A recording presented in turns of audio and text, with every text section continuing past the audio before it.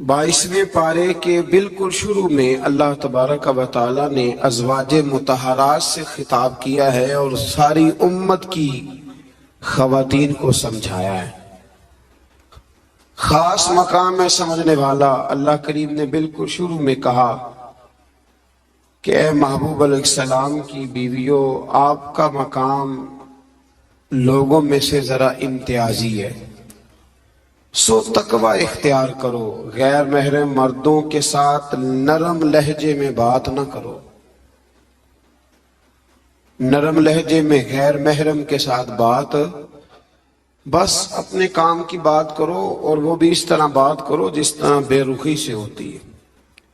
औरतें नरम लहजों के साथ गैर महरमों के साथ गुफ्तगू न करो।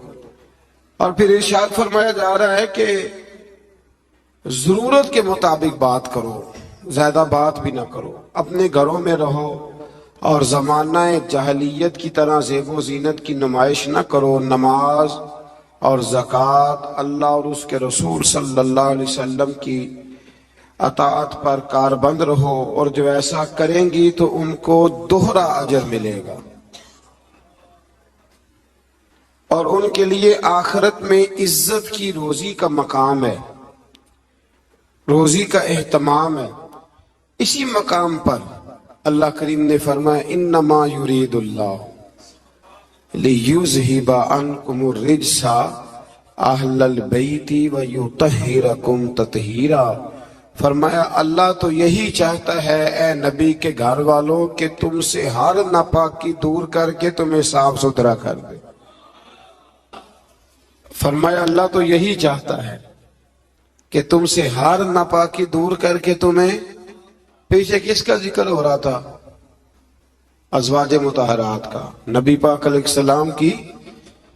तो ये जिक्र ही, ये आयत तज़किरा ही अज़वाज के तज़किरे में आया। बहुत सारे लोग कहते हैं अहले बैत में बीवियां शामिल ही नहीं, ये सिर्फ हुजूर अलैहिस्सलाम कि वो अहले बैत हैं जो हजरत अली, सैयदा फातिमा और उनकी औलाद है। वो खुदा के बंदे, जब आपसे पूछा जाता है घर वालों का क्या हाल है, तो बीवियां मुराद होती हैं कि नहीं?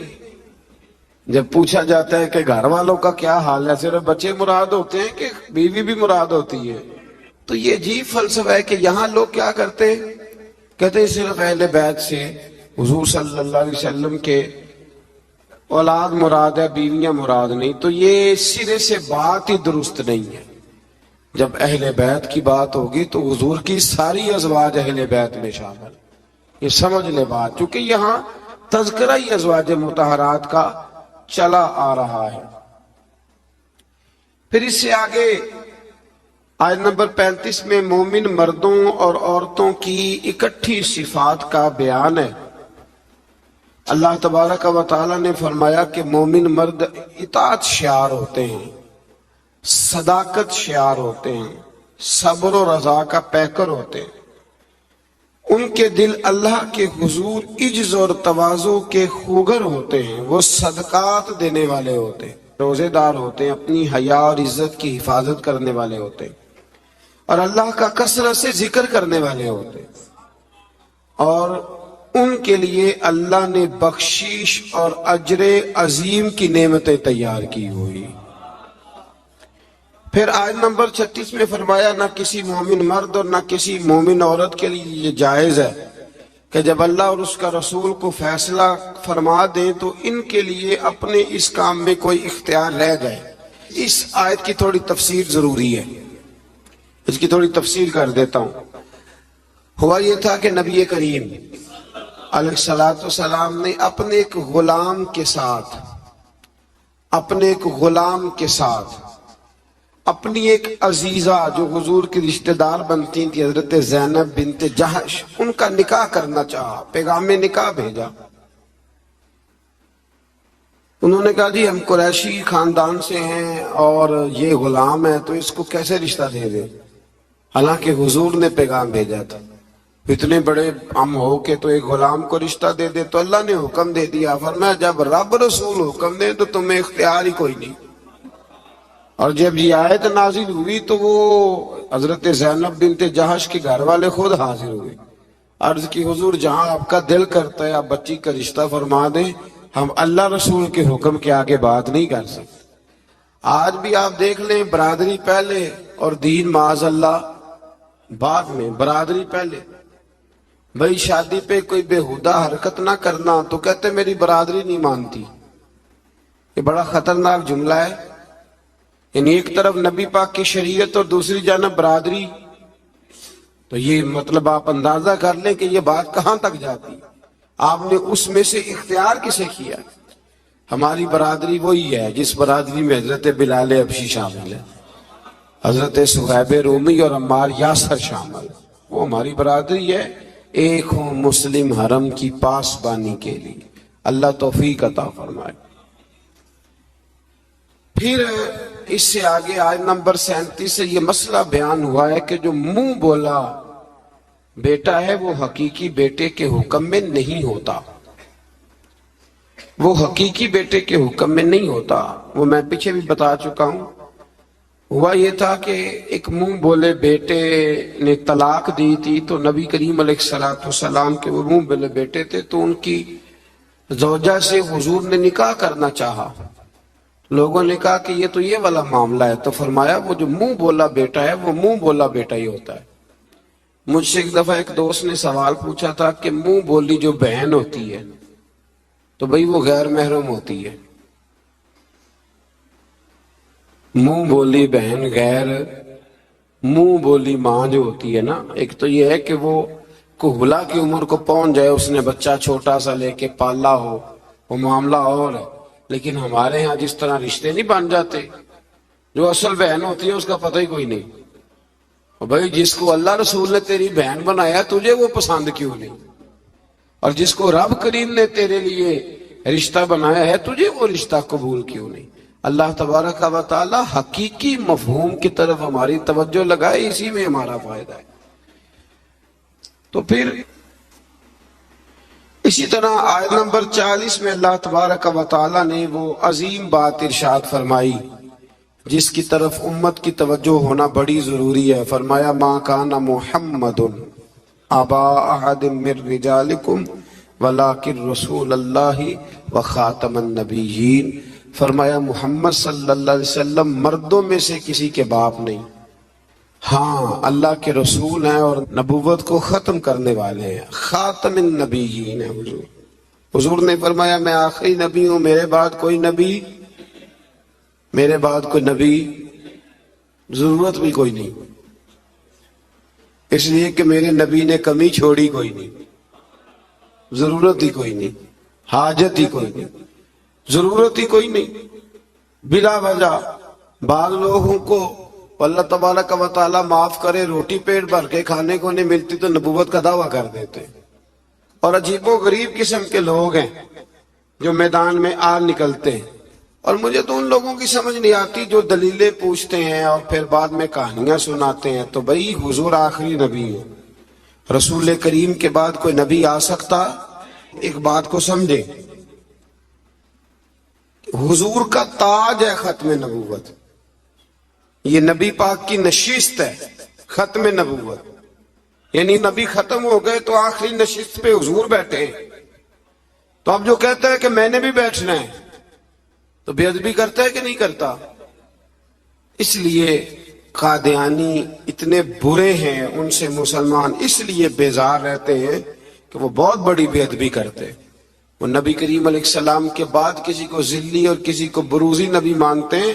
بھائی رسول کریم پر نبوت ختم ہو گئی، اور نبی کریم علیہ السلام فرماتے ہیں میرے بعد کوئی نبی، فرمایا اگر کوئی ہو سکتا ہوتا نا تو خطاب کا بیٹا عمر ہوتا، جن میں صفتیں ہیں لیکن جو ہو سکتے تھے جب وہ نہیں ہوئے، جو ہو سکتے تھے تو ایک کانا آدمی، وہ کانا تھا مرزا، ایک آنکھ سے کانا تھا، اور عجیب اس کے باتیں تھیں، بڑے بڑے عجیب اس کو امراض تھے، اس نے اٹھ کے دعویٰ کر دیا۔ تو بڑے بڑے عجیب لوگ ہیں نا، ماننے والے تو شیطان کو بھی مانتے جاتے ہیں، معاذاللہ ماننے والے تو سب کو مل جاتے۔ اللہ تبارک و تعالی ہمیشہ حق پر استقامت عطا فرمائے۔ پھر اس سے آگے نبی کریم صلی اللہ علیہ وسلم کی کچھ اور صفات کا بیان ہے۔ اللہ کریم نے فرمایا یا ایھا النبی انا ارسلناک شاہدا ومبشرا ونذیرا، اے محبوب بے شک ہم نے آپ کو بھیجا ہے گواہ بنا کر، خوشخبری دینے والا بنا کر، ڈر سنانے والا بنا کر، وداعیا الی اللہ باذنہ، اور ہم نے آپ کو اللہ کی طرف بلانے والا بنا کے بھیجا ہے، وہ بھی اللہ کے حکم سے، وَسِرَاجًا مُنِيرًا، اور ہم نے آپ کو چمکتا ہوا آفتاب بنا کے بھیجا ہے۔ تو نبی کریم علیہ السلام کو اللہ نے یہ صفات عطا فرمائی ہیں، شانیں عطا فرمائی ہیں۔ ایک بات آپ یہاں رک کے ذرا سوچئے گا، کچھ لوگ کہتے ہیں جی شان مصطفیٰ کا جلسہ کرنے کی کیا ضرورت، معراج مصطفیٰ، میلاد مصطفیٰ، آپ سیدھا سیدھا نماز روزے کی بات بتائیں، شان بیان کرنا کیوں ضروری ہے؟ یہ بہت بڑا مسئلہ ہے۔ بعض لوگ کہتے ہیں جی آپ سیدھا سیدھا کہیں کہ حضور نے فرمایا سچ بولو، کھری بات کرو اور دیانتداری، یہ آپ کیا حضور شان بڑی تھی، عظمت بڑی تھی، تو بھئی ان آیات میں اللہ کیا بیان کر رہا ہے؟ کہا میرا محبوب نذیر بھی ہے، بشیر بھی ہے، سراج منیر بھی ہے۔ یہ ساری صفتیں اللہ نے قرآن میں بیان کی، اور ایک جگہ پہ نہیں درجنوں جگہ پہ واضح آیات میں۔ ویسے تو سارا ہی قرآن حضور کی تعریف ہے، اور یہ میں نہیں کہہ رہا، یہ حضرت عائشہ صدیقہ فرماتی کان خلقہ القرآن، فرمایا اگر تم نے حضور علیہ السلام کے اخلاق دیکھنے ہو تو قرآن پڑھ لو۔ تو اس لیے یہ عظمتوں اور شانوں کا بیان یہ طریقہ ہے، یہ مسلمان کی روح کی غذا ہے۔ اللہ ہمیں سمجھنے کی توفیق عطا فرمائے۔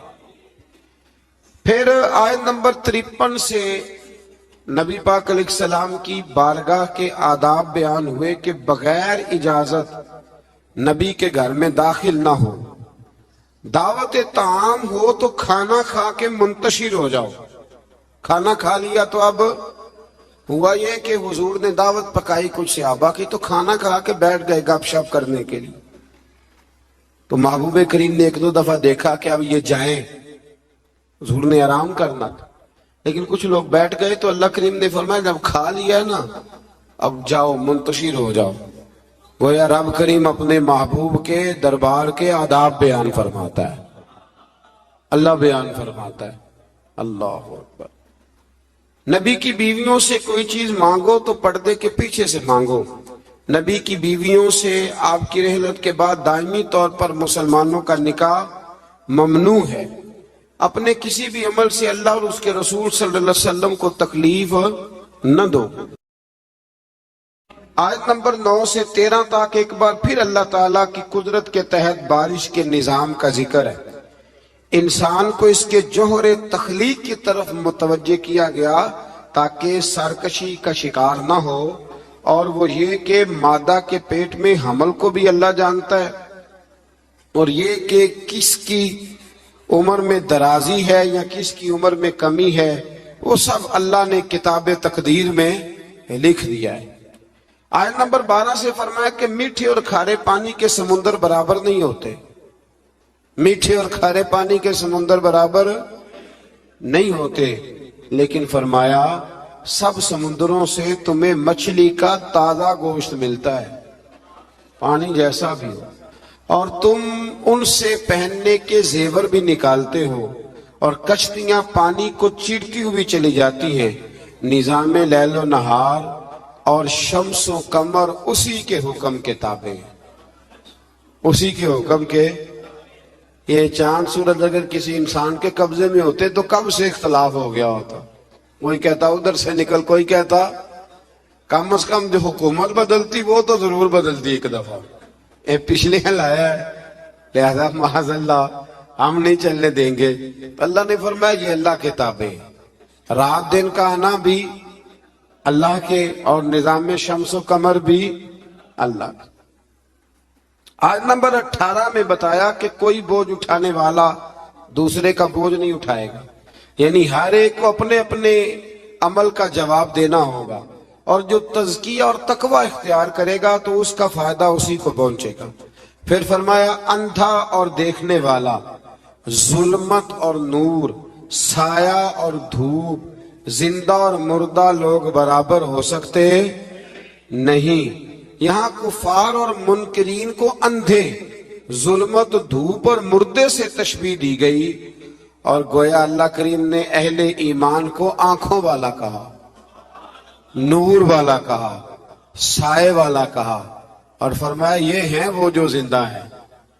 کافر زندہ رہ کے بھی زندہ، اقبال نے کہا تھا زندگی زندہ دلی کا نام ہے، اور مردہ دل کیا خاک جیا کرتے؟ تو دل زندہ ہو تو پھر ہر شے۔ ایک دانشور کا ایک قول ہے، وہ کہا کرتے تھے رشتے احساس کے ہوتے، رشتے اور احساس نہ ہو تو پھر رشتے بھی۔ آپ کو پتہ ہے نا، بہن کا اگر خیال آ گیا تو پھر بہن ہے، لیکن اگر بھائی کہے کہ نہیں جی میرے بہنوئی نے ضائع بڑے کیے ہیں پیسے، وہ تو سارا اس خاندان کو چلا جائے گا، تو میں بہن کے بچوں سے، تو یہ احساس ختم ہو گیا۔ تو فرمایا کہ یہ زندہ رہتا ہے، جو مومن ہوتا ہے، مومن زندہ ہوتا ہے، کافر مردہ ہوتا ہے، اس لیے کہ اس کا دل مردہ ہوتا ہے۔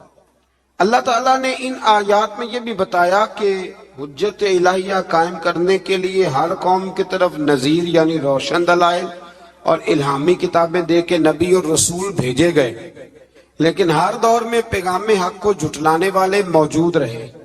آیت نمبر 27 میں فرمایا کہ ایک پانی سے مختلف رنگوں کے پھلوں، ایک ہی پہاڑی سلسلے سے مختلف رنگوں کے پہاڑ، ایک نوع انسانی سے مختلف رنگوں کے لوگ، اور چار پایوں اور جانوروں کو مختلف رنگوں میں پیدا کرنا، یہ اللہ تعالیٰ کی وحدانیت کی دلیل ہے۔ ایک باپ کے چار بیٹے ہوتے ہیں، چاروں کی شکلیں علیحدہ ہوتی ہیں۔ یہ نہ مسل پہ غور نہیں نہ کرتے، ورنہ فوراً بندہ کیا اٹھتا ہے کہ سبحان اللہ و بحمدہ، سبحان اللہ۔ آپ غور کریں، ہر بندے یہ چیزیں لوگ بناتے ہیں نا جی، اس میں اتنی ڈال دو، اس میں اتنی ڈال دو، اتنی، تو ایک طرح کی چیزیں بنتی جاتی ہیں، ایک کی طرح۔ کوئی بھی چیز جو انسان بناتا ہے، چمچ ہے، برتن ہے، تو ایک کی طرح کا بناتا ہے۔ اللہ کریم کی تخلیق کا کمال یہ ہے کہ ناک ہر بندے کی ایک ہے، آنکھیں دو ہیں، کان دو، ہونٹ سب کے ہیں نا، اور چہرے مختلف ہیں۔ یہ سمجھتے ہیں آپ بات؟ یعنی وہی چیزیں اللہ تعالیٰ نے دیں جو سب کو دیں، اور اس کے باوجود چہرے مختلف ہیں۔ تو ماننا پڑے گا کہ جو بنانے والا ہے وہ بڑی شان والا ہے، جو بنانے والا ہے وہ بڑی شانوں والا ہے۔ جو وہ بنا سکتا ہے دوسرا کوئی نہیں بنا سکتا۔ آیت نمبر 28 میں بتایا کہ جو علماء ربانیین ہیں نا، ان کے دلوں میں اللہ کی خشیت ہوتی ہے۔ انما یخشی اللہ من عبادہ العلماء، یہ مسئلہ تھوڑا ضرور سن لیں۔ فرمایا اللہ کے بندوں میں سے اللہ سے وہ ڈرتے ہیں جن کے پاس علم ہے۔ ایک لفظ کبھی کبھی ہم کہتے ہیں، لڑائی ہو جائے نا تو کہتے ہیں تو میں نے جانتا نہیں، اس کا کیا مطلب ہوتا ہے؟ تو میں نے کہتے ہیں نا کچھ لوگ، تو میں نے، اس کا کیا مطلب ہے؟ اس کا مطلب ہے کہ تو میرے سے لڑائی کر رہا ہے، تو میری طاقت نہیں جانتا، میرے تعلقات نہیں جانتا، یہ ترجمہ اس کا۔ تو میری دولت کو نہیں جانتا، میں کتنے لوگ میرے ہیں چاہنے والے، پیار کرنے والے، یا میرے خاندان والے، تو جان، یہ مطلب ہوتا ہے کہ تو مجھے جانتا۔ جو جانتا ہوتا ہے وہ ڈرتا ہے، جو نہیں جانتا وہ ایسی ہوتا ہے۔ جو بندہ رب کو جانتا نہیں نا وہ نہیں ڈرتا، اور جو جان لیتا ہے نا وہ ڈرتا ہے۔ پتہ چل جاتا ہے کتنی قدرتوں والا ہے۔ میرے رسول کریم علیہ السلام نے فرمایا میں تم سب سے بڑھ کر رب کو جانتا ہوں، اور میں تم سب سے زیادہ اللہ سے ڈرتا ہوں۔ اس لیے زیادہ باتیں کرنے والا عالم نہیں ہوتا، اللہ سے زیادہ ڈرنے والا عالم ہوتا ہے۔ جو بندہ کہتا ہے میں کسی کو بولنے نہیں دیتا، میں بڑی کہانیاں سناتا ہوں، تو یہ علم کی علامت نہیں۔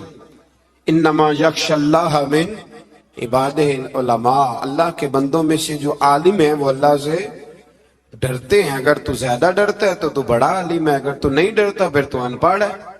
یہ تو اپنے آپ سے پوچھ لے. اب لوگ کہتے ہیں جو جری ہو جائے، جو بے دریغ بولے وہ عالم ہے. نہ بھائی، جو سوچ سوچ کے بولے، جو ڈر ڈر کے بولے، جو احتیاط سے بولے، اصل عالم وہی ہوتا ہے.